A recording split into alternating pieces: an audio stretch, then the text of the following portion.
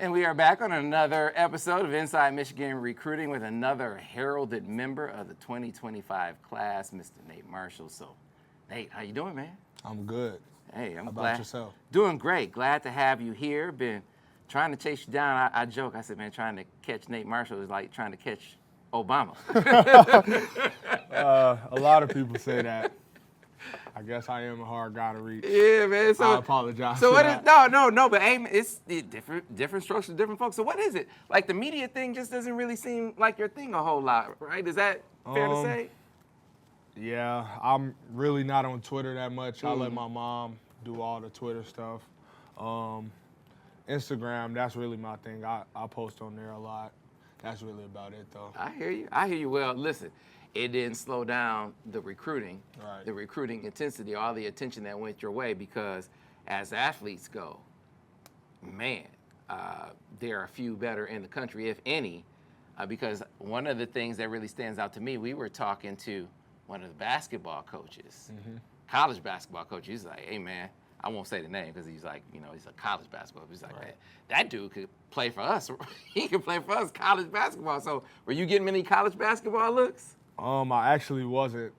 I chose to stop playing basketball, like not take it as seriously around sophomore year. That's when all the football offers started rolling in. So I chose to take my next path, take it football. It all paid off. I hear that. Now, a Michigan athlete. I hear that. So let's go through the chronology of your Michigan recruitment because it has some twists and turns. Really, that had to do with the coaching changes here in Ann Arbor. So I'm curious, as you look back on it, how much did that affect your interest in Michigan at the times of those changes? Did it really ever lessen your interest in Michigan when Coach Harbaugh left, Coach Mentor left? Defensive line coach changed, Coach Elston left. Did that change things for you any at those times? I wouldn't necessarily say it changed things. I did feel a different way. Like, I didn't know whether it would still be the same Michigan or not, but it was. Like, culture was the same. It's really the same coaching staff if you really look at it, except for Coach Espo and Coach Wink, which they're real cool dudes. So, yeah, I've always liked Michigan since my first visit here. I always felt like it was home. So, yeah. Why not make it home? So the unique thing about getting Coach Espo in, though, is he's from the footprint. Right. He's from the area. He had obviously recruited down your way already. He had known you already. So how big was that, him coming up here and having a familiar face, kind of stepping into Michigan? I actually didn't know Coach Espo. Oh, at all? When he got hired at Michigan. He didn't recruit me while he was at Western Michigan. So once he first got here, that was my first time meeting him. He would call me every once in a while. I would talk to him. It would be cool vibes. Once I came up here, finally got to meet him, and I felt the same way about Michigan. That's when I knew it was time to make that decision. Wow. So you had never, none of your coach, nobody you knew. No one, my mom never knew Coach Wink. I mean, my mom didn't know Coach Wink. My mom didn't know Coach Espo. My dad, I don't even think he came on a visit when I committed, so he still hadn't met Coach Espo or Coach Wink until he came on the official visit. So his recruitment of you really just started when he got the job here. The job, yep. Wow.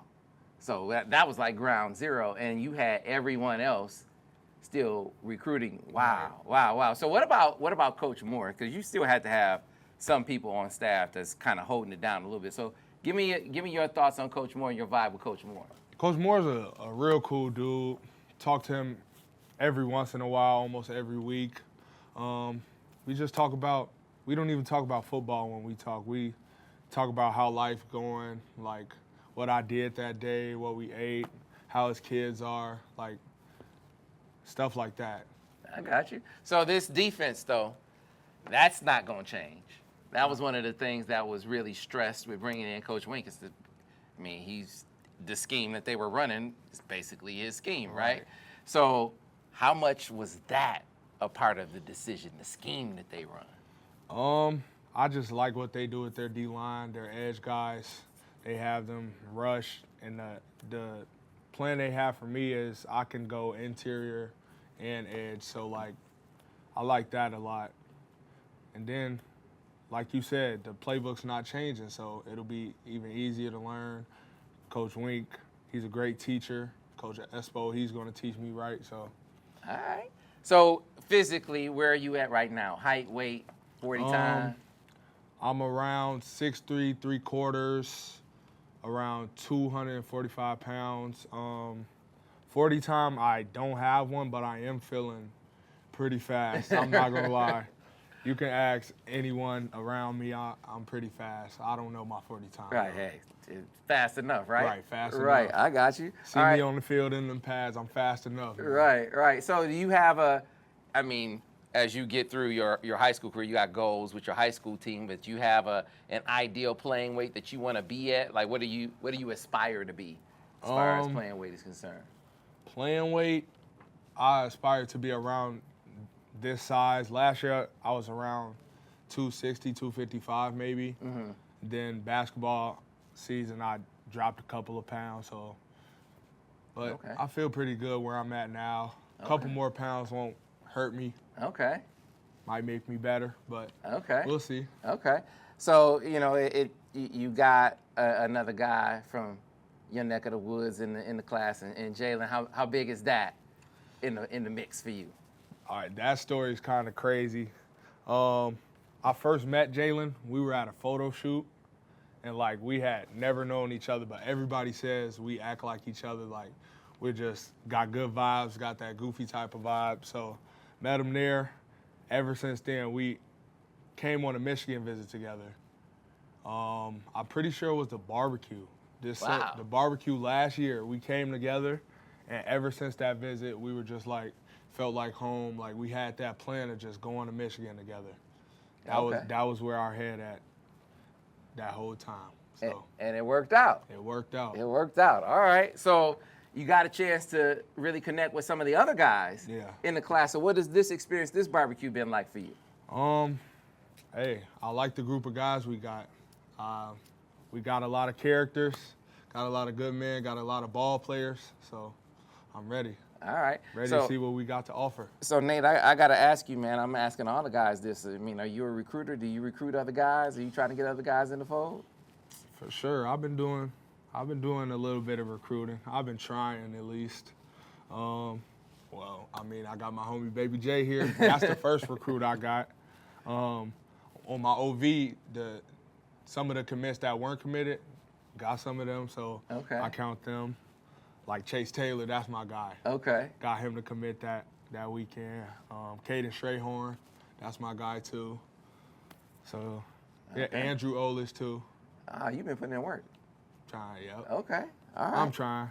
I'm trying. So, I got to ask you the $1 million question because, there are a lot of coaches from other schools that are probably going to watch this too, and they have dreams of Nate Marshall. They want to keep trying. They want to know, hey, man, might he still listen to me? Might he still visit my school? Might he still be open to taking visits? So is Nate Marshall going to be taking some more visits when the season rolls around? I'm still actually thinking about it. I don't know yet. I'm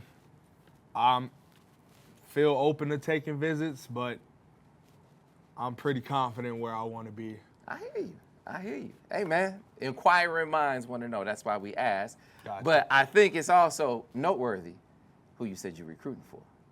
So if we look out and we say there's some targets out there, would there be some top targets that you have out there recruiting for Michigan that you still pushing for? Jordan Young, safety. That's my guy. I met him down in Vegas at the Next Ones event Nike had. Yeah, I've been in touch with him, trying to get my boy to commit. I think top schools, Michigan, Clemson, trying to think NC State. NC State. Yeah. Nathaniel down at IMG. Owusu Boateng. We trying to get him Michigan, Notre Dame. You got else in there? Ohio State. We got to get him. Okay. Got to be a big pickup for Michigan, man. Okay. Yeah, you putting in work.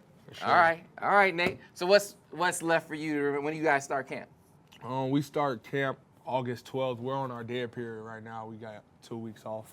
Okay. And if we want to come down and check out some games, what would be the games to circle to try to Got make you it to? right now. First game of the season, OPRF. Second to last game of the season, Mount Carmel. Last game of the season, Carmel Catholic. Those are the 3 main games right there. I'll say those are the ones you got to get to right there. Okay. We got you Crosstown down. rivalry first week, and then Mount Carmel. Okay. They got that years of winning, so I want to be able to end that. All right. Michigan fans, you heard it. You heard it. Nate Marshall, appreciate your time, man. Thanks a lot. Go Blue. Thanks for watching another edition of Inside Michigan Recruiting.